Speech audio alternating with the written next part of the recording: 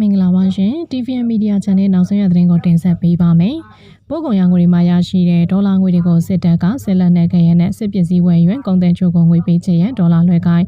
Green Hardware အသွင်ကုန်ပို့ကုန်ကုမ္ပဏီမှာစိန်ဝင်းခေါ်စိန်ဝင်းလင်ကစစ်တပ်အတွက်လက်နက်ခဲများဝယ်ယူငွေလဲတာဝန်ယူပြီ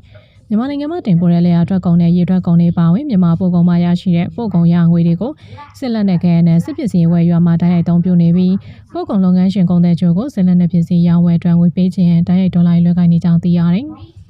အကြမ်းဖက်စစ်တပ်ကပဲနှံပြောင်းရော့ဘာရေထွက်ကုန်ပါဝင်မြန်မာနိုင်ငံမှာတင်ပို့တဲ့ပို့ကုန်တွေအတွက်ရရှိအမေရိကန်ဒေါ်လာငွေတွေကိုစစ်တပ်ဗန်နေထံကိုပြန်လည်ပေးသွင်းပို့ကုန်လုပ်ငန်းရှင်တွေကိုညွှန်ကြားထားကြောင်းရင်းတို့နဲ့မှပို့ကုန်လုပ်ငန်းရှင်ကြီးများချို့မှာစစ်တပ်အတွက်ဝယ်ယူတဲ့ဆက်လက်တဲ့ပစ္စည်းတွေကိုငွေပေးချင်လက်ကောင်းလို့နိုင်ငံခြားငွေအကောင့်တွေမှာတဆင်ငွေပေးချင်မှုတွေလှုပ်ဆောင်နေကြောင်းသိရတယ်။ရန်ကုန်တိုင်းမင်္ဂလာတောင်ညွန်မြို့နယ်ချင်းဆိုင် Green Hardware Enterprise Company ကပဲမျိုးပါဝင်မြန်မာပို့ကုန်တွေကိုတင်ပို့ပြီးရင်းကုမ္ပဏီကိုစိန်ဝင်းခေါ်စိန်ဝင်းလေးကဦးစီးကြောင်းရခိုကစိန်ဝင်းခေါ်စိန်ဝင်းလေးကစစ်တပ်အတွက်ဝယ်ယူထားတဲ့ဆက်လက်တဲ့ပစ္စည်းခဲနေအတွက်ငွေပေးချေခြင်းအတိကတောင်းယူစားပေးနေကြောင်းသိရပါတယ်။စိန်ဝင်းခေါ်စိန်ဝင်းလေး Green Hardware ကကိုစစ်တပ်အတွက်ပို့ကုန်ရငွေတွေကိုငွေလဲပေးတာကိုသူကလုပ်ပေးတယ်ပို့ကုန်ရငွေဒေါ်လာတစ်သန်းနဲ့တက်ကိုဝယ်ပေးတာသူကမြန်မာငွေထုတ်ပေးတယ်သူ့ကိုပို့ကုန်ရငွေပန်းစင်းတိုင်းပြန်ရောက်နေအဲဒီမှာသူကဘယ်ဘဏ်အကောင့်ကိုငွေမောက်ဘလောက်ပြန်လွှဲပေးပါဆိုပြီးခိုင်းနေကျွန်တော်စိန်ဝင်းလေးခိုင်းတဲ့အကောင့်တွေကိုငွေပြန်လွှဲပေးရပါတယ်။စိန်ဝင်းလေးကိုယ်တိုင်ပြောတာကဒါတွေကစစ်လက်နဲ့ပစ္စည်းအတွက်ငွေလဲပေးရမယ့်အကောင့်တွေသူဒီလိုဒေါ်လာတန်းချီဝယ်နိုင်တာကစစ်တပ်အတွက်သူလုပ်ပေးနေဆိုတာသူကိုယ်တိုင်တော့ပြောတာ။အဲဒီလိုမျိုးနဲ့စစ်လက်နဲ့ပစ္စည်းဝယ်တဲ့အကောင့်တွေအတွက်ပို့ကုန်ရငွေလွှဲပေးနေရပါ။နိုင်ငံတကာကစစ်တပ်မြန်မာစီးပွားရေးဘဏ်နဲ့မြန်မာကုန်သွယ်ရေးနဲ့ယင်းဒီမြို့နယ်မှုဘဏ်တွေကိုစီးပွားရေးပိတ်ဆို့ထားတော့လဲယခုကစစ်တပ်ကလက်နက်ပစ္စည်းနဲ့ခဲနေဝယ်မှုအတွက်ပို့ကုန်လုပ်ငန်းရှင်တွေရဲ့နိုင်ငံခြားငွေနဲ့ဘဏ်အကောင့်တွေကိုငွေပေးချေခိုင်းရမှာတိုက်ရိုက်အသုံးပြုနေခြင်းဖြစ်ပါတယ်။ကျွန်တော်ပဲတင်ပို့လို့ရတဲ့ငွေတွေကတကယ်ငွေတန်နဲ့အိန္ဒိယကတာတာကုမ္ပဏီဘက်ကနေပေးချေငွေတန်တွေဒါတွေကိုဆက်လက်နဲ့ပစ္စည်းဝယ်ယူမှုတန်ငွေပေးချေရတာကျွန်တော်တို့မှလည်းဒေါ်လာတန်းချီကိုရောင်းစရာလိုမရှိဘူးအဲလိုဝယ်ပေးတာကလည်းစစ်တပ်အတွက်ဝယ်ပေးနေတဲ့စိန်ဝင်းခေါ်စိန်ဝင်းလေးပဲရှိပါတယ်။ဂျပန်စစ်တပ်ကပို့ကုန်ရငွေမှာရရှိတဲ့နိုင်ငံခြားငွေတွေကိုလက်ကောင်းတွေရဲ့ပန်ဒီတန်ကိုပြက်လက်အနှံခိုင်းပြီးကုန်တယ်တွေကိုမြန်မာကျပ်ငွေပြန်လဲထုတ်ပေးကြောင်းရင်းတော့ကုန်တယ်ရဲ့ပို့ကုန်ရငွေနိုင်ငံခြားဒေါ်လာတွေကိုစစ်တပ်အတွက်လိုအပ်တဲ့နေရာအလုံးမှာသုံးချနေကြောင်းယင်းနီလန်နဲ့အမေရိကန်ပါဝင်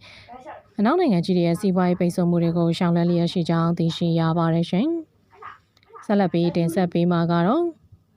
့မြိုင်နဲ့ပေါင်းမြို့နယ်အဆက်တဲကြီးရွာကိုစစ်တပ်ကမိရှို့ဖျက်ဆီးပြီးစစ်ကြောင်းထွက်လာပြီးကျင်းရခုနှစ်ခုကျော်မှထောင်ထဲချီပြီးတွေရှာလုံးကျော်ထွက်ပြေးနေရ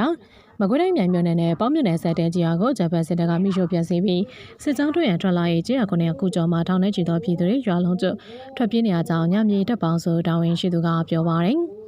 နိုဝင်ဘာ23ရက်နေ့မှာမြိုင်မြို့နယ်နဲ့ပေါင်းမြို့နယ်ဆက်မှာရှိတဲ့ကြီးရွာနဲ့နှစ်သက်ရွာဝင်းကျင်ရှိပြည်သူပိုင်းနေအိမ်တွေကိုမိရှို့ဖျက်ဆီးခဲ့ဂျပန်စစ်တပ်စစ်ကြောင်းကနိုဝင်ဘာ25ရက်နေ့မနက်9:30မိနစ်ခန့်မှာတဲကြီးရွာမှာပြန်လည်ထွက်ခွာလာပြီးနီးနားရှိကြီးရွာတွေကိုစစ်ကြောင်းထိုးလာခြင်းဖြစ်ပါတယ်။ထိုစစ်ကြောင်းကညနေ4:20မိနစ်မှာမြိုင်မြို့နယ်ကျွဲတွင်ရွာနဲ့ကြောင်မန်းနဲ့နီကိုရောက်ရှိလာပြီးမိသည့်နေရာကိုဆက်လက်ဝင်ရောက်မည်ကိုအတည်ပြုနိုင်ခြင်းမရှိသေးကြောင်း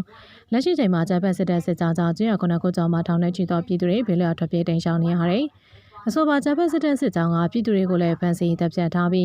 းတေဆောင်သူရေးအတွက်ကိုအတည်ပြုနိုင်ခြင်းမရှိသေးကြောင်းရင်းစစ်ကြောင်းကနိုဝင်ဘာလ16ရက်နေ့ကစတင်ပြီးမြိုင်စမှုတွေကနေစတင်ထွက်ခွာလာကကြေးရတွေကိုဇက်တိုက်စီးနေမိရှုနေခြင်းဖြစ်ပါတယ်။စစ်ခွေးတွေကပြည်သူဗနအုပ်ကိုတပ်ဖြတ်ထားတဲ့စထရာကတော့အတိမပြုံနိုင်ဘူး။လက်ရှိချိန်မှာပြည်သူအများအပြားလည်းထွက်ပြေးတိမ်းရှောင်နေရတဲ့မြေချင်းတွေကရှုပ်ထွေးနေပါတယ်။ခွေးစစ်ကြောင်းကမြိုင်စမှုတွေကထွက်လာပြီးကလေးကရွာတွေကိုဇက်တိုက်မီနေရှုပြည်သူတွေကိုဗန်းစီတပ်ဖြတ်ထားရလှုံဆောင်နေရလို့အညာမြေတပ်ပေါင်းစုတာဝန်ရှိသူကပြောပါတယ်။နိုဝင်ဘာလကစပြီးတော့ဂျပန်စစ်တပ်ကမြိုင်မြို့နယ်နဲ့ပေါင်မြို့နယ်ဆက်ကိုစစ်ကြောင်းအများအများနဲ့ကြေးရတွေကိုဝေရောက်စီနေမိရှုနေခြင်းဖြစ်ပြီးတော်လိုင်းတပ်ဖွဲ့နဲ့လည်းတိုက်ပွဲတွေစတိုက်ဖြစ်ပွားနေစေဖြစ်ပါတယ်ရှင်။နောက်စဉ်အားပေးကြတဲ့အတွက်ဒုပင်ကျေးဇူးတင်ရှိပါတယ်ရှင်။